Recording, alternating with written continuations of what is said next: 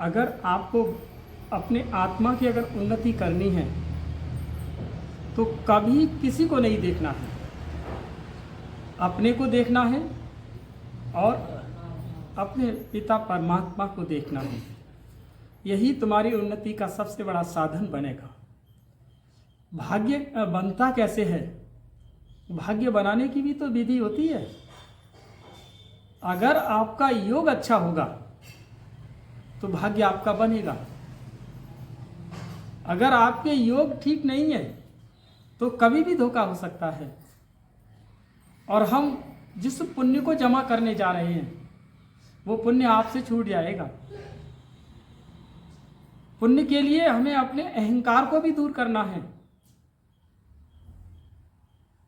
आपके जीवन में अगर अहंकार होगा, बाबा जब से बाबा ने ब्रह्मा बाबा का तन लिया तब से अब तक एक ही पाठ पढ़ा रहे बाबा कि तुम आत्मा हो, वो शरीर नहीं हो और देह का वाहन तोड़ो।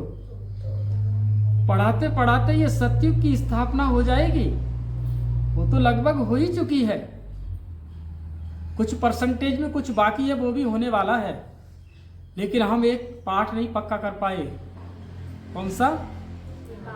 मैं आत्मा हूं और देह अभिमान से रहित हूं। ये हमारे पुण्य की जो पूंजी होती है, पुण्य की जो कुंजी होती है, ये खुलने नहीं देते। ये अहंकार हमारे जीवन में सबसे बड़ा पुण्य के ताले को लॉक कर देता है। इसके लिए योग बहुत अच्छा चाहिए।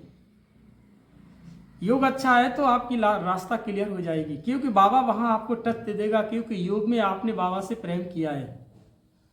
और जब कोई किसी से प्रेम करता है तो उसका वो अनुभूति और अनुभव कर ही लेता है। आप साकार में देखिए, कोई किसी को अगर याद भी करता है तो कुछ न कुछ उसके इशारे हम तक पहुंच ही जाते हैं। लौकिक में आप किसी से प्रेम करते हो और वो तुम्हें नहीं मिलते हैं तो उसको, और आपके अंदर लगन है तो कुछ न कुछ इशारे वहां तक तुम्हारे पास आ ही जाएंगे। किसी से आप पूछ ही लोगे और वो तुम्हें उनका हालचाल भी बता देंगे। ऐसे यहाँ अगर भगवान के साथ अगर आपको प्यार है, प्रेम है, तो उसकी अनुभूतियाँ, उसके कुछ इशारे, ये इनके प्रकरण आपको मिल ही जाएंगे और आपकी पुण्य की पूंजी जमा हो जाएगी। पुण्य बनाने के लिए हमें झुकना भी पड़ता है, झुकना भी पड़ता है। ये कैसे बाबा ने हम बच्चों को पकड़ा। बाबा का कितना ऊंचा श्रेष्ठ ज्ञान है कि अपना ही भाग्य बनाने के लिए और हमें ही झुकना पड़ता है। ये कैसी विधि बाबा तेरी, जो आंखों में आंसू वापस लौट जाते हैं। वो इशारा देता है, हाँ बच्चे, अपने पुण्य को अगर बनाना है तो ऐसे ही बनाना है। पल पल झुकते जाना है। अभी बता रही थी माता कि प्रोग्राम हो रहा था तो हम घर से निकले और वो भी घर से निकले, दोनों बहनें निकली। और रास्ते में कोई आया कि अरे कि तुम अभी तक नहीं पहुंची, वो तो निकल गई। और वो निकली तो उनसे कहा अभी तुम तक नहीं गई, वो तो निकल गई।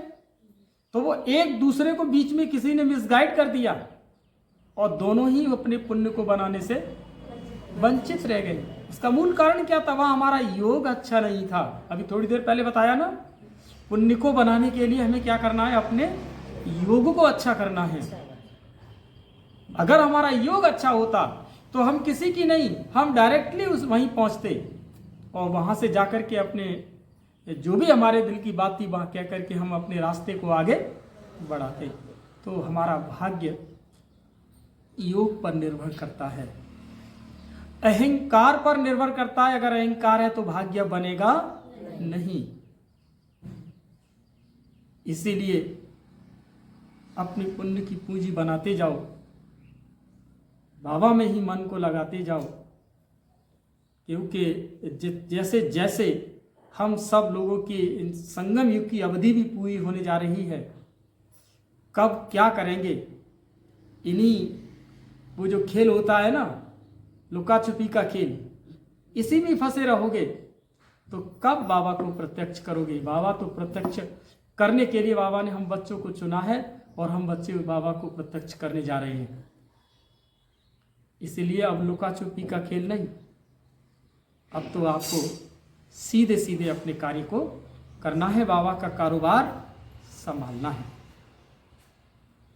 ठीक है, अब चलते हैं आज की मुरली की तरफ।